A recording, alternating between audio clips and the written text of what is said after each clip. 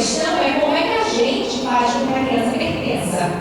Porque o pertencimento, apesar de ser muito importante, nem todas as crianças têm aquela necessidade de pertencimento suprida.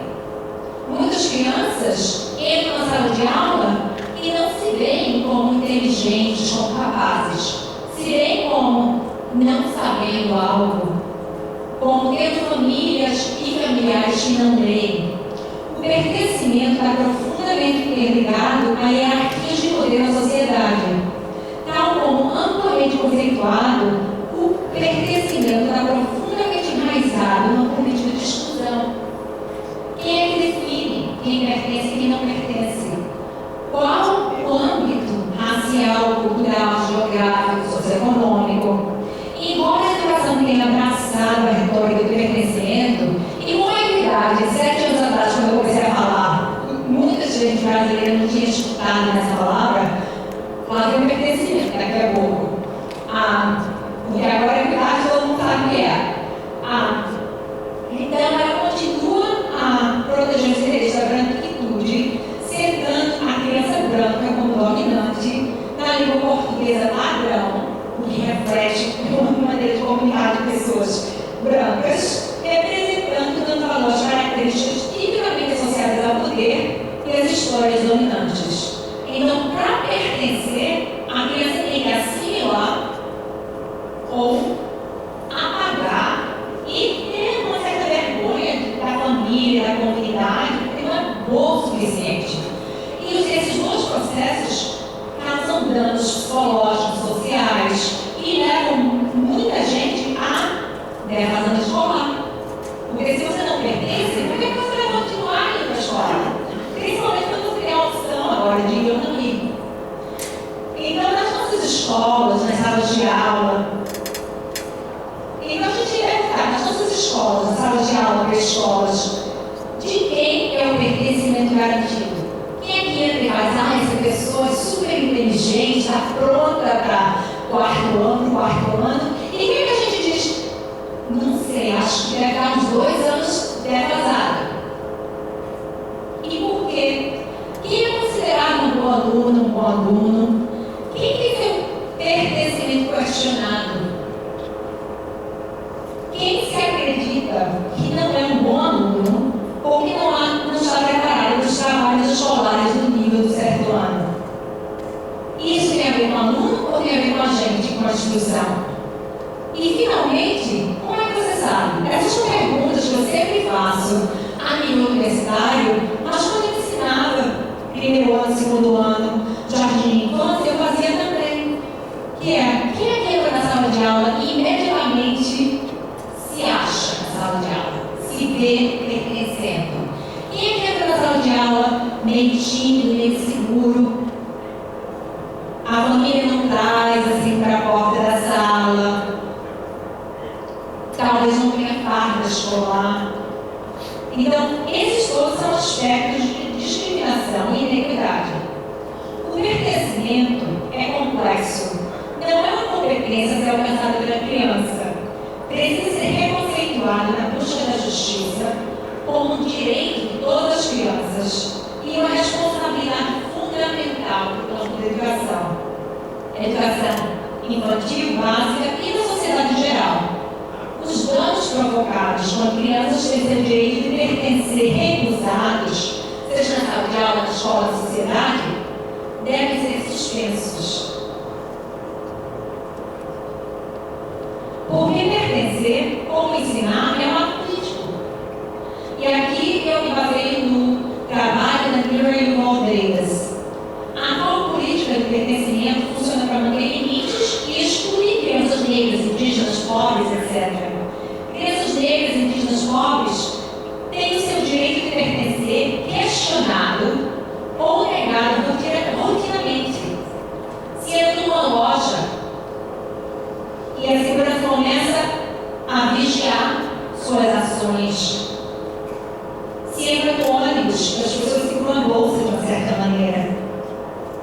Os processos de assimilação e apagamento e subjugação são centrais nessa política de pertencimento e, como tal, infligem danos emocionais, sociais e psicológicos aos estudantes, que são negros, indígenas, pobres, etc.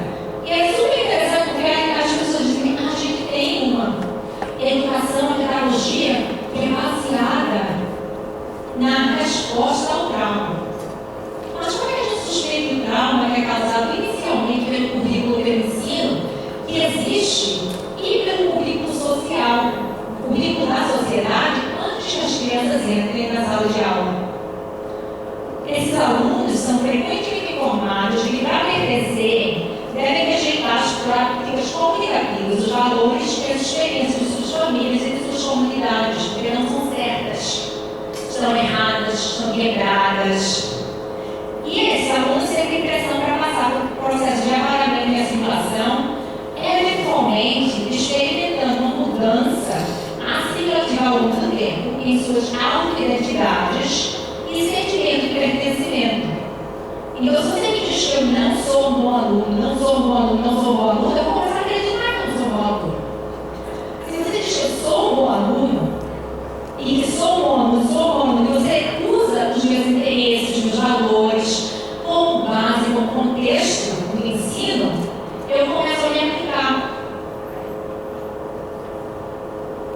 A política de pertencimento nas nossas salas de aula, escolas, não considera quanto profundamente emocional o pertencimento é. Se você não se sente bem-vindo em algum lugar, você vai querer voltar. O não pertencimento prejudica a autoestima e a autorrealização das crianças e jovens. E a negação do pertencimento exclui, marginaliza e inflige danos emocionais que duram até os anos adultos. Muitas vezes, não pertencendo na sala de aula, adolescentes pertencem a gangues. Então, como é que a gente faz que o pertencimento se dê na sala de aula e não fora na sala de aula?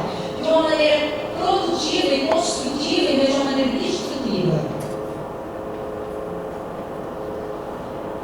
Então, agora a gente vai brevemente para a sala de aula, porque a gente está falando sobre, primeiramente, um contexto teórico, para a gente poder realmente entender as camadas de equidade. A gente acabou de falar sobre a política de pertencimento.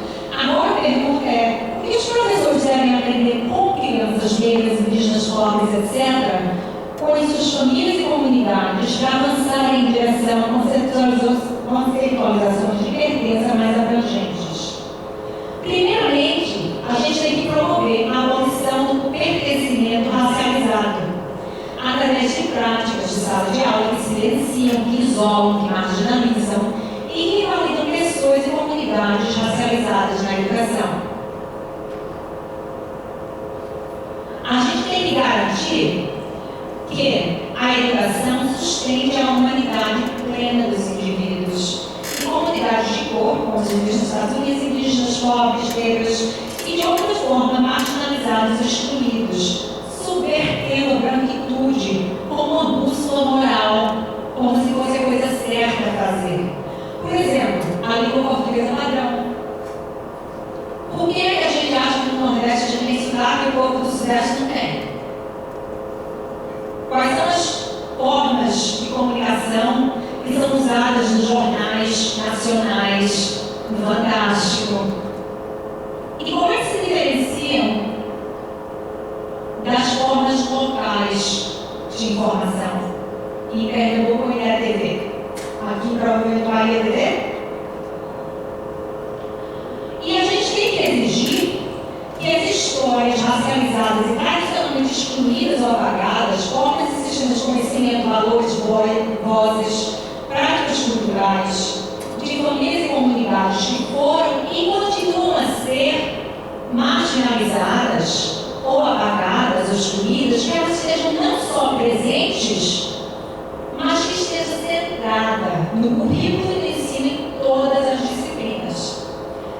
Esse desmascaramento dos mitos racistas que informam as práticas educativas, por exemplo, a neutralidade e a validade dos testes padronizados.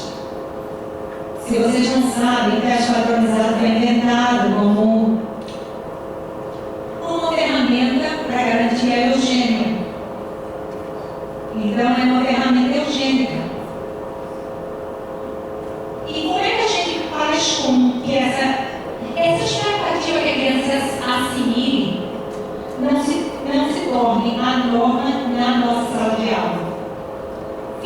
Atualmente, a gente tem que cultivar oportunidades e espaços onde crianças, famílias e comunidades racializadas e marginalizadas possam se envolver e experimentar a alegria, a felicidade, o cuidado, a justiça, a afirmação. Porque senão não vão aprender. Incluindo mais professores negros e indígenas de cor, afirmando currículos para a recuperação e cura de males do passado, do presente, para o aprendizado e para o crescimento. Agora, eu vou mostrar para vocês um vídeo que foi feito numa sala de aula do segundo ano dos Estados Unidos, quando os meninos da sala de aula, no mês de março, no mês de basquete dos Estados Unidos, que se chama March Madness, os meninos não queriam nada de matemática, só queriam falar de basquete. Quais eram os melhores jogadores, os melhores times, quantas vezes de 3 pontos fizeram, quem vai ganhar, isso e aquilo.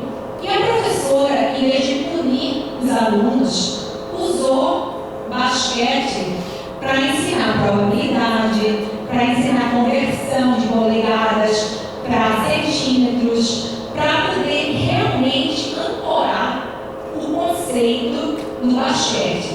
E às vezes escreveram cartas para jogadores de basquete da universidade que visitaram a sala de aula deles, não profissionais, mas foram lá e falaram com as crianças, sabe? Se você quer ser jogador de basquete, você também tem que ser bom academicamente, porque senão você não vai entrar na universidade. Então, as respostas que os jogadores deram foram muito mais poderosas do que Jéssica como professora deu. Vamos lá?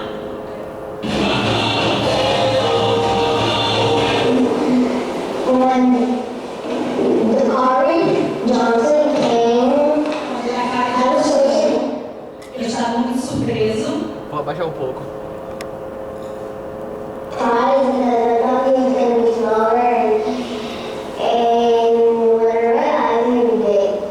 Porque eu cheguei e não ia estar não.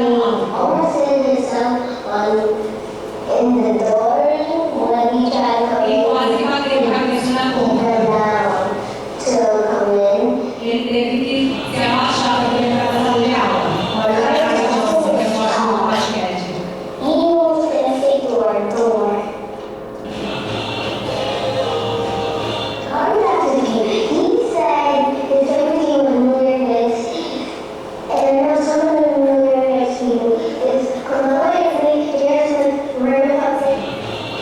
Então eles não têm animação, não querem saber nada disso. Eles são realmente animados com basquete e com matemática através do basquete.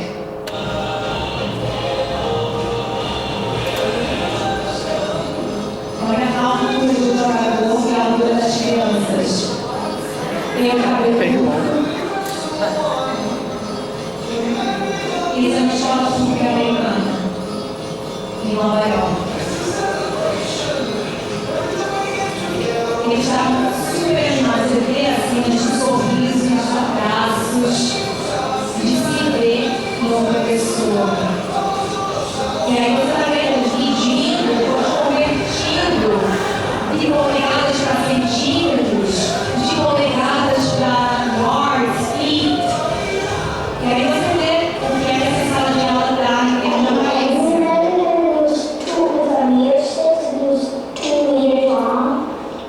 A gente usou 2 metros de metro, porque ele tinha 2 metros da cara de novo.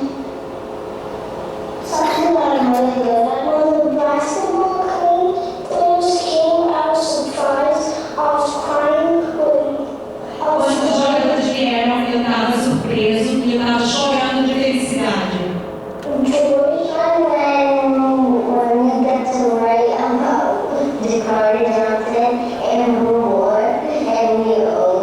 Eu não posso esperar para escrever sobre a visita desses jogadores de basquete de bola. Ele disse o nome. E essa criança que não gostava de escrever de jeito nenhum.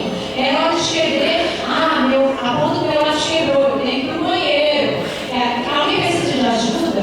Então você tem aí também a professora com as crianças no chão, medindo, convertendo, vendo as proporções das alturas dos jogadores de basquete, não só masculino como feminino, se era uma norma ou não. Então você vê quanta matemática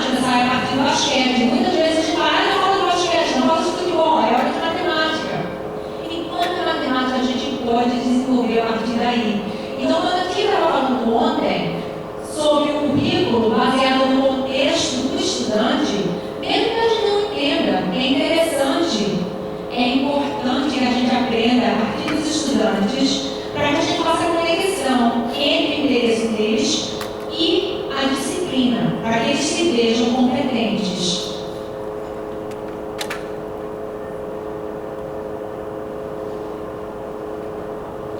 E aí, com isso, eu deixo vocês com uma esperança, um desejo para vocês, que é que vocês se comprometam em expandir a atual política do pertencimento em seu ensino, em seu currículo, em sua sala de aula, promovendo, cultivando, sustentando o pertencimento em suas ações e interações, centralizando assim a alegria, o amor, a humanidade de todas as crianças em busca de justiça na educação.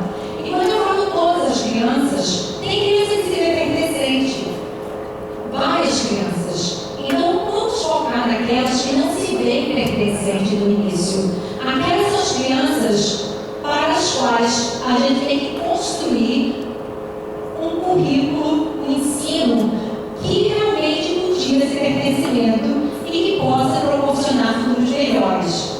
Muito obrigada.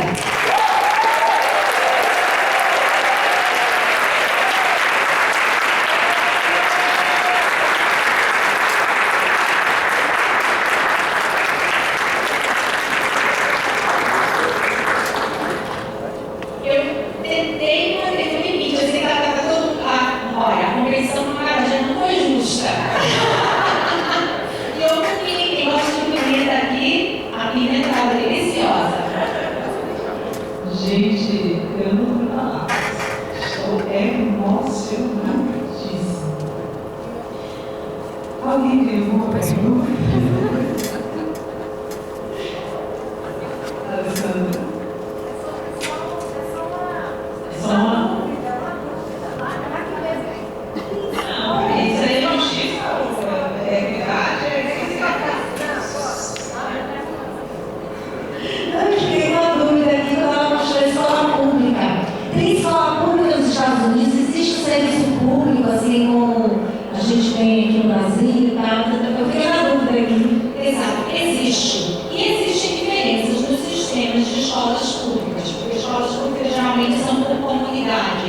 Então há também uma certa segregação. Essa escola que eu participei é uma escola que é predominantemente negra e latina, e que 20% da população tem necessidades especiais e 20% de imigrantes. Então eu queria realmente fazer esse trabalho numa escola que fosse aquela escola que as pessoas dizem, não, mas nessa escola não dá. Porque se a gente, como pesquisador, não vai fazer esse trabalho na escola que não dá, como é que a gente vai esperar outras pessoas fazerem? Então para mim é sempre, como é que a gente também, como pesquisador, como gestor, faz com que professores sintam esse pertencimento não só na escola, mas na disciplina. E para mulheres, eu vejo muitas mulheres aqui, para mulheres, quantas de nós fomos descorajadas da disciplina de matemática, de ciência, de engenharia? Então a gente tem que desaprender para poder aprender. E a gente pode usar essa experiência para ajudar as crianças a desaprenderem o racismo que elas entram na sala de aula e na escola com. Bom dia, sou a professora Silvana e dentro da fala da senhora, muito o que nós trabalhamos, tentamos trabalhar com o professor, a questão da equidade e o que a gente percebe dentro da nossa realidade. Crianças negras, crianças desprovidas, né, de recursos, de carinho, de afeto, de família, né, desse contato com o outro. Ela vem para dentro da escola pública e a gente percebe um professor também desprovido desse pertencimento. E como acolher esse professor que também se sente negado dentro da sala de aula e ele não consegue ver no aluno esse sucesso. E a gente sente na pele, e a gente trabalhando com professores, a gente sente como professor, como eu, professora, ainda me nego a olhar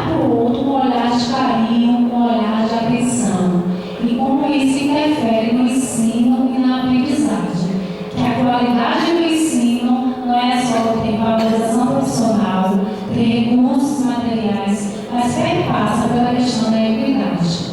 Aí eu digo à senhora, como nós, simples mortais, podemos levar esse discurso da equidade para a aprendizagem das nossas crianças, pensando nas crianças brasileiras, pensando nessas crianças nordestinas, que já são invisíveis para a sociedade como um todo, né? Nordestino já é, por si só, um cabra valente, né? Já são preconceituosos pelo mundo afora. Mas como a gente pode contribuir dentro do nosso universo pequenininho, essa equidade para a aprendizagem dessas crianças e para o crescimento desse professor também? A gente não pode esperar ter concepções deficitárias de professores e aí pedir para os professores não terem concepções deficitárias dos seus alunos. A gente tem que apoiar, a gente tem que construir a partir de nossa identidade, de nossa preparação. Muitas vezes eu escuto, porque várias fundações e pesquisadores sempre vão para os Estados Unidos, mas a qualidade de professores de escola pública. Qual é a sua experiência?